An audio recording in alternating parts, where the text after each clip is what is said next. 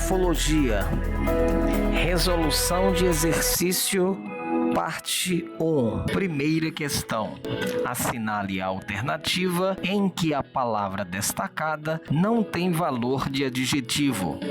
Letra A. A malha azul estava molhada. A palavra azul é adjetivo porque caracteriza o substantivo malha. Letra B. O sol desbotou o verde da bandeira. A palavra verde é substantivo neste caso porque vem precedida por um determinante.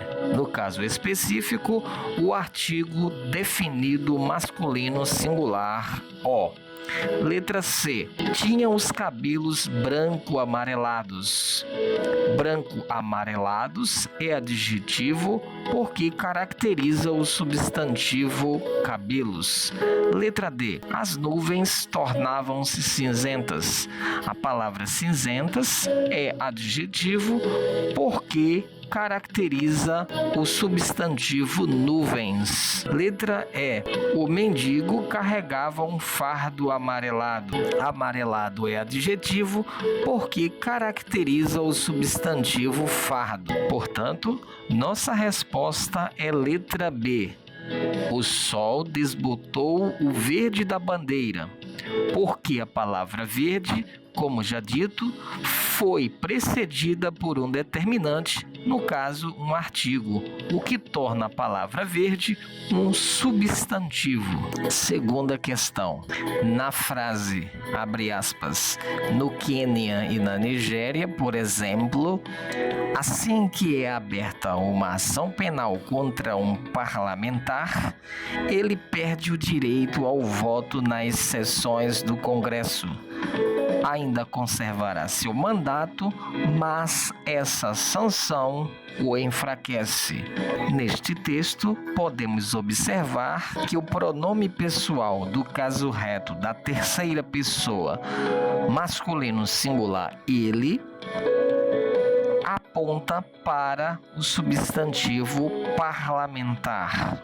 O pronome possessivo da terceira pessoa masculino singular seu também aponta para o substantivo parlamentar, como está aqui. No entanto, o pronome demonstrativo da segunda pessoa feminino singular essa aponta para a expressão perde o direito ao voto nas sessões do Congresso. E por fim, o pronome oblíquo átono de terceira pessoa masculino singular refere-se ao substantivo parlamentar. Quero lembrar que esses pronomes são denominados anafóricos porque fazem referência a um elemento que já foi citado, no caso, parlamentar, e a expressão perde o direito ao voto nas sessões do Congresso. Esses elementos garantem a coesão textual e, consequentemente, a coerência. Nossa resposta: letra A, parlamentar, substituído pelo pronome ele. Mais uma vez, a palavra parlamentar substituída pelo pronome seu. A expressão perde o direito ao voto substituída pelo pronome essa. E, por fim, o pronome oblíquo o, que substitui o substantivo parlamentar. Convém observar que os elementos que apontam no texto são denominados deíticos. O que é deítico? A palavra vem do grego deitikos, que significa o que mostra ou demonstra.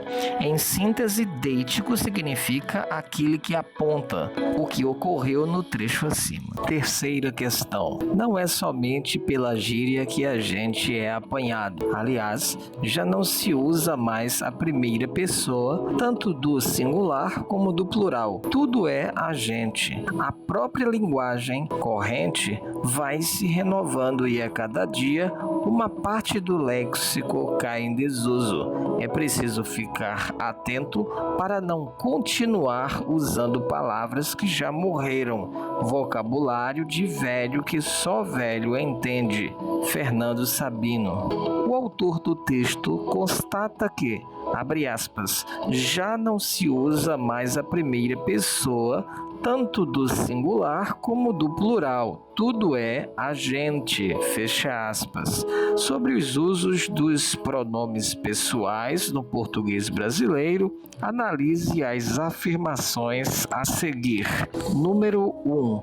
A forma agente, que tem prevalecido em relação a nós, é uma das marcas do uso informal da língua. Correto? 2. Uma construção como nós estudamos apresenta duas marcas de pessoa, uma das quais se encontra inserida na forma verbal. Correto? 3. Podemos afirmar que a forma vós, para designar a segunda pessoa do plural, foi, na língua corrente, substituída pela forma vocês. Certo? 4. Nos usos do Brasil, convivem duas formas de segunda pessoa do singular, tu e você. Certo? Para reforçar esses usos, aproveitamos a ocasião para recomendar a leitura da gramática do português brasileiro de Ataliba de Castilho e a gramática de usos do português de Maria Helena de Moura Neves. Portanto, nossa resposta, letra B. Estão corretas as afirmativas 1, 2, 3 e 4, que correspondem à letra B. Texto para a questão 4. Um homem precisa viajar por sua conta, não por meio de histórias, imagens, livros ou TV. Precisa viajar por si, com seus olhos e pés, para entender o que é seu, para um dia plantar as suas próprias árvores e dar-lhes valor. Conhecer o frio para conhecer o calor e o oposto. Sentir a distância e o abrigo para estar bem sob o próprio teto.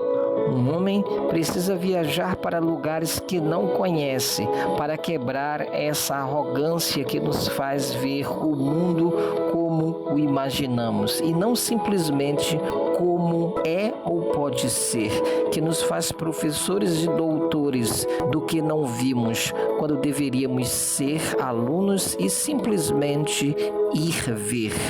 Amir Klink, Mar Sem Fim. Quarta questão.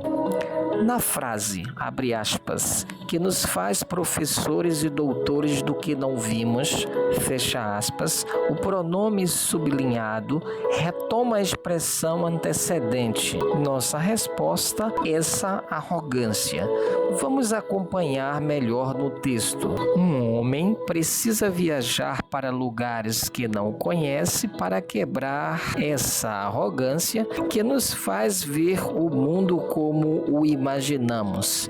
Até aqui notamos que o pronome relativo aponta para a expressão essa arrogância. Logo, nossa resposta será letra D, essa arrogância. Quinta questão. Qual é a alternativa que reúne adequadamente, através de um pronome relativo, as duas estruturas apresentadas a seguir? Número 1. É muito grave o problema da escassez de água. Número 2. Devemos lutar arduamente contra o problema da escassez de água. Perceba que no primeiro período temos apenas um verbo. No segundo período temos uma expressão verbal. É possível observar que nos dois períodos os complementos se repetem. Quer dizer, o trecho problema da escassez de água aparece tanto no período 1 quanto no período 2. Para unir os dois períodos, vamos conservar o primeiro período sem alteração. Em seguida, acrescentaremos o pronome relativo o qual e, por fim, acrescentaremos o segundo período sem o complemento, o problema da escassez, o que resultará no período composto. É muito grave o problema da escassez de água, contra o qual devemos lutar arduamente. Note que a preposição contra vai migrar e, portanto, vai preceder o pronome relativo o qual. Para reforçar o nosso estudo, acompanhe o que a gramática declara. Pronomes relativos são aqueles que se relacionam com um termo antecedente, dando início a uma oração chamada adjetiva, segundo Luiz Antônio Sacconi. Agora, veja os pronomes relativos mais usados: que, quem, onde, como, quando, o qual e variações, ou seja, o qual, a qual, os quais e as quais, cujo e flexões, isto é, cujo, cuja, cujos e cujas, e quanto. Espero que tenham gostado. Até a próxima aula. Não esqueçam de acompanhar o exercício parte 2.